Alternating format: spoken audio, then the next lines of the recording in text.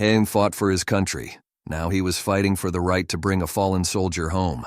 The airline tried to stop him. Big mistake. Before we dive in, I have a quick challenge for you. If you believe our soldiers deserve respect, hit the like button right now. If you're as outraged as I was while researching this story, comment respect below and let's make some noise. And trust me, you'll want to watch until the end because there's a shocking twist that will leave you speechless. Oh, and one more thing, if you love powerful real-life stories like this, hit that subscribe button so you never miss out. Now let's get into it. The airport bustled with the usual chaos. Families rushing, business travelers glued to their phones, announcements echoing through the terminal. But for Colonel Jack Simmons, today wasn't just another flight. It was a mission. He strode through Dallas-Fort Worth International Airport, his polished boots clicking against the tile, his uniform crisp with decades of service. Yet the weight on his chest wasn't from the medals pinned to his uniform. It was from the flag-draped casket waiting on the tarmac. Private First Class Daniel Hayes, 22 years old, was coming home in a way no soldier ever should. Simmons adjusted his hat and approached the counter, handing over his military orders. The airline agent barely looked at him, typing mechanically. Then a pause, too long. Her eyes flickered with hesitation.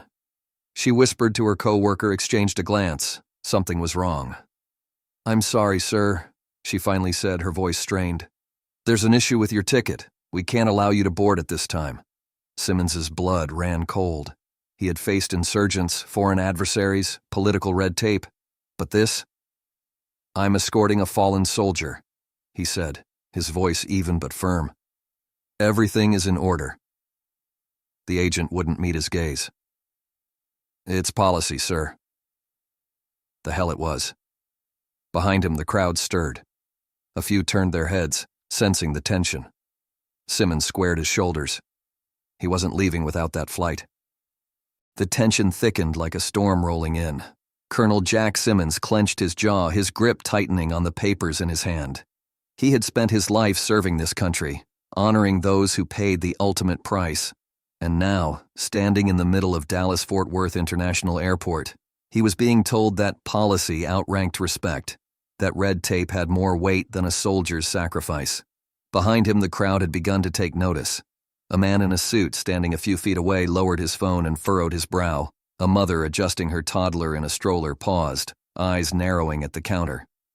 A young woman with earbuds in, scrolling through her feed, suddenly stopped, her gaze flickering toward the tense exchange.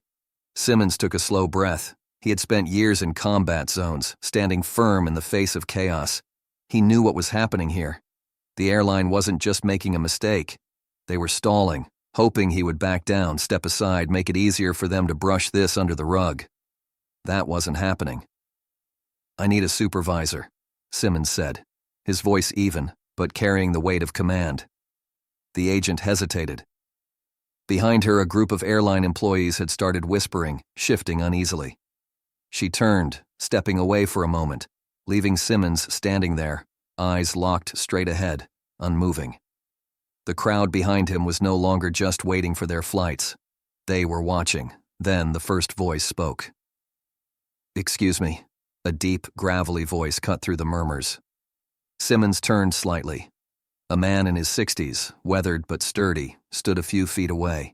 His USMC hat sat low over his brow, his arms crossed tight against his chest. "Is there a problem with his military clearance?" The agent stammered. "Sir, this is just a security protocol." The Marine scoffed. "Yeah, 'cause I've been through security 1,000 times, and I've never seen a protocol that stops a soldier from bringing one of our own home." The murmurs grew louder. More heads turned. A businessman in a leather jacket frowned and pulled out his phone, hitting record. A woman in a denim jacket leaned toward her husband, whispering, "Are they serious?" "He's in uniform." The energy in the terminal shifted. People weren't just watching. They were getting involved.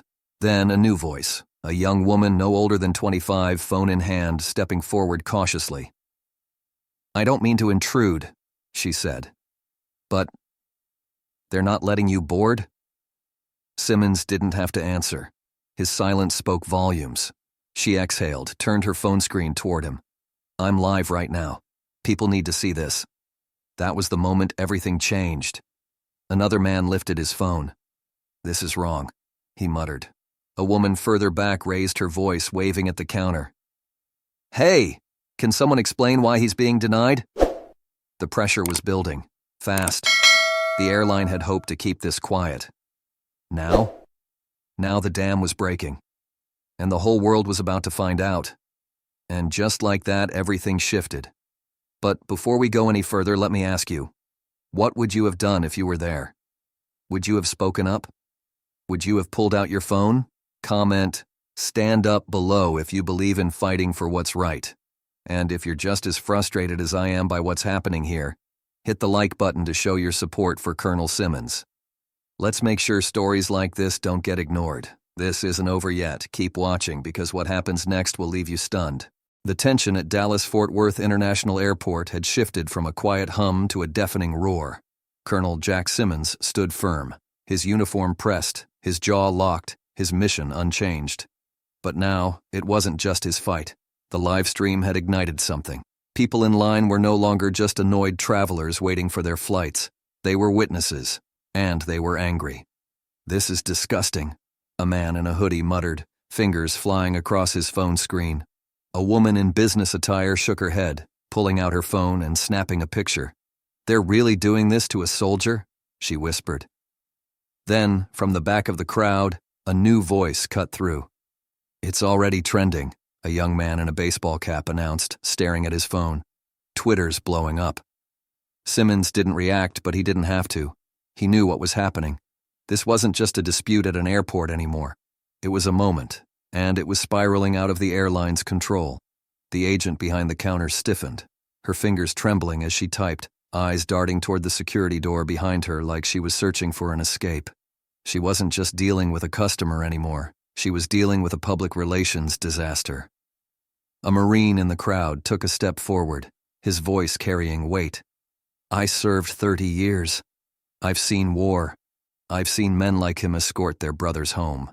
He folded his arms. "But I've never seen one treated like this." The crowd murmured in agreement.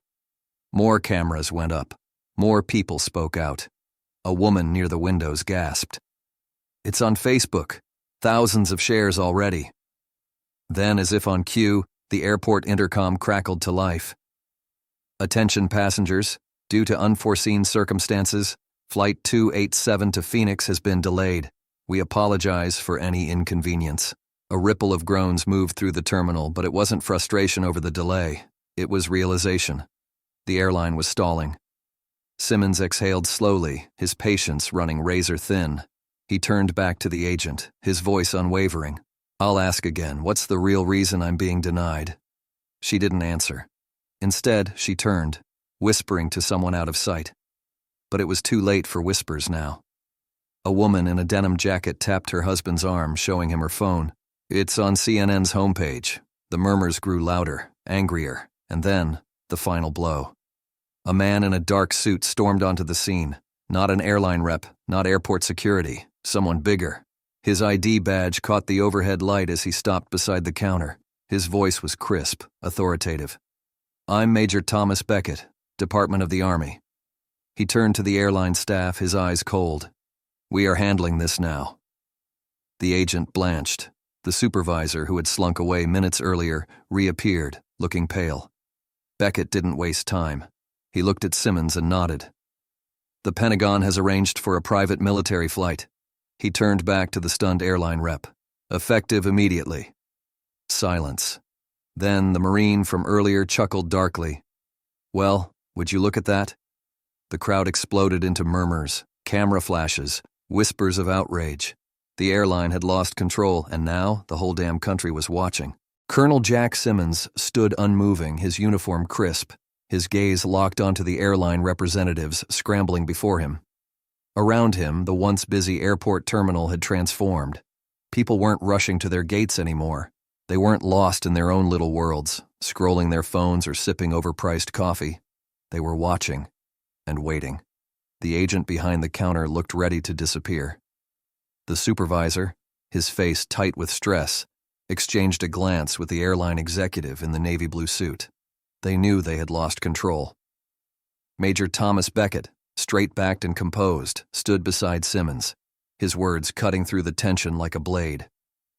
Colonel Simmons and Private First Class Daniel Hayes will not be flying commercial. The Pentagon has arranged for immediate military transport. The crowd reacted instantly.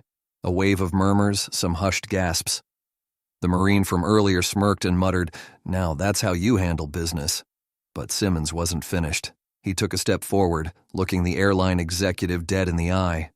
"Before I leave, I need to clarify something." The man in the suit straightened, forcing a thin smile. "Of course, Colonel. Anything." Simmons' voice was calm, but beneath it was steel. "If no one had spoken up, if this hadn't gone viral, would I still be standing here?" The entire terminal went silent. The executive swallowed. He glanced at the cameras pointed at him, at the sea of recording phones, at the hard stare of the Marine now watching him like a hawk. He hesitated. "Sir, I assure you, this was a regrettable You don't need to answer," Simmons interrupted. He already knew. Everyone knew. The crowd murmured again, louder this time. A woman in a business suit shook her head, crossing her arms. Unbelievable. The young woman who had started the live stream looked directly into her camera. "You're watching this live. A decorated Army colonel, escorting a fallen soldier, denied his flight until they got caught." The airline executive's face paled as his phone vibrated in his pocket. Probably corporate, probably a firestorm they couldn't contain. The Marine exhaled sharply. "I served this country for 30 damn years," he muttered. "Never thought I'd see the day when a soldier, a hero, would be treated like an inconvenience." More murmurs, more disgust. A man in a hoodie shook his head.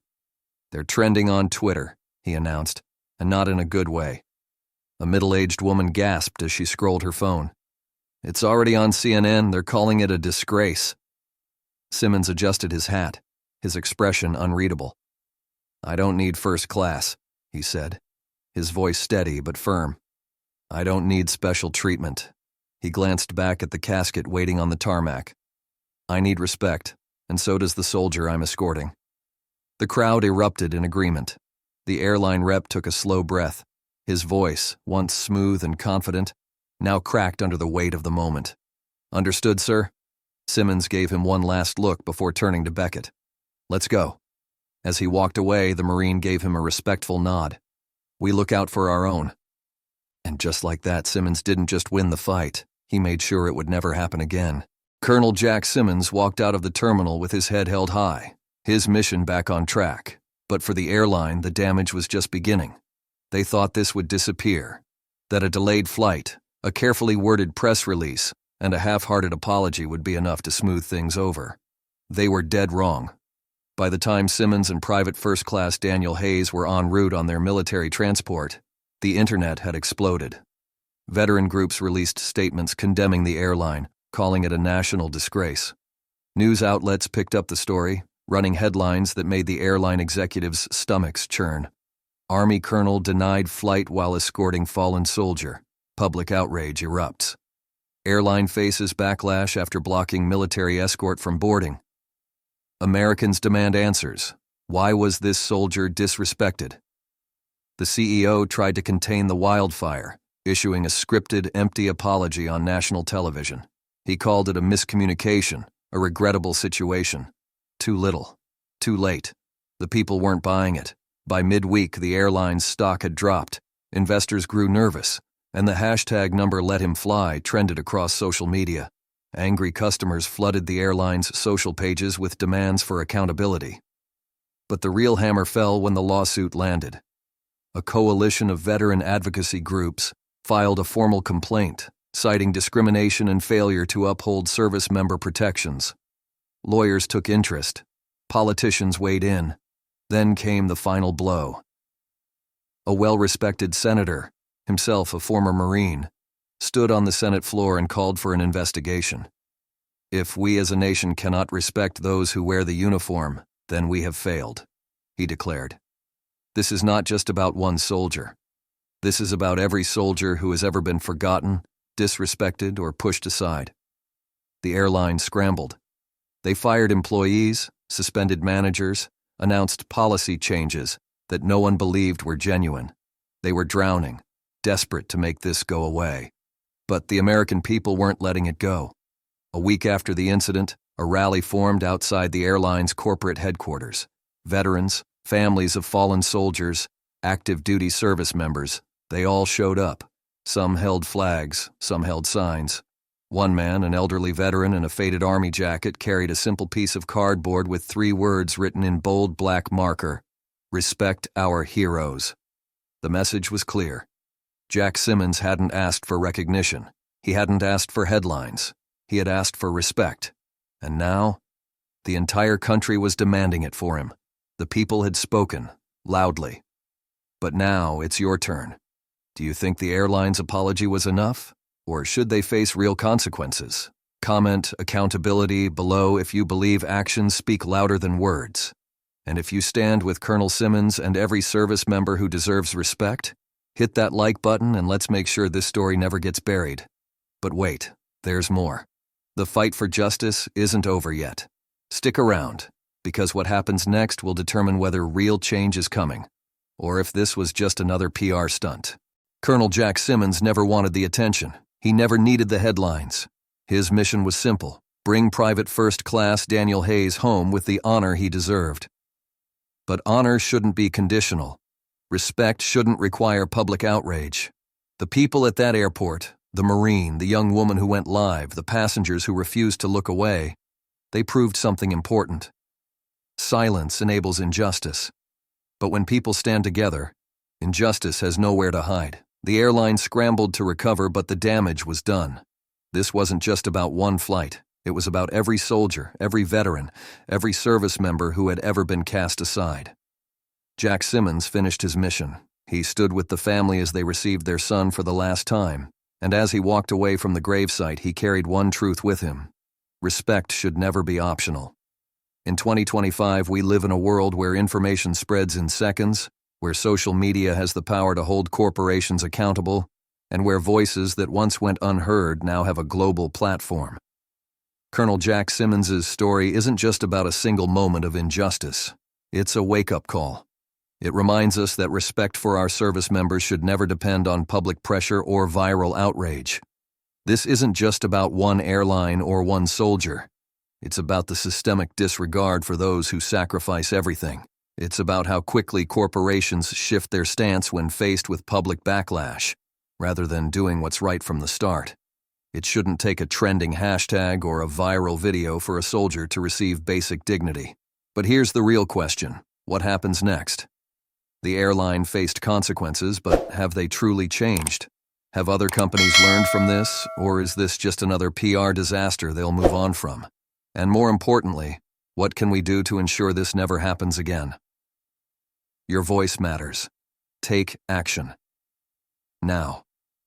If this story moved you, don't let it end here. Share it, talk about it, and hold those in power accountable. Let companies know that we, the people, demand respect for our heroes, not just when the cameras are rolling, but always. And for Colonel Jack Simmons, his fight isn't over. What should be his next step? Should he speak out publicly? Should he push for real policy changes? Comment below and let your voice be heard. Because silence is never the answer.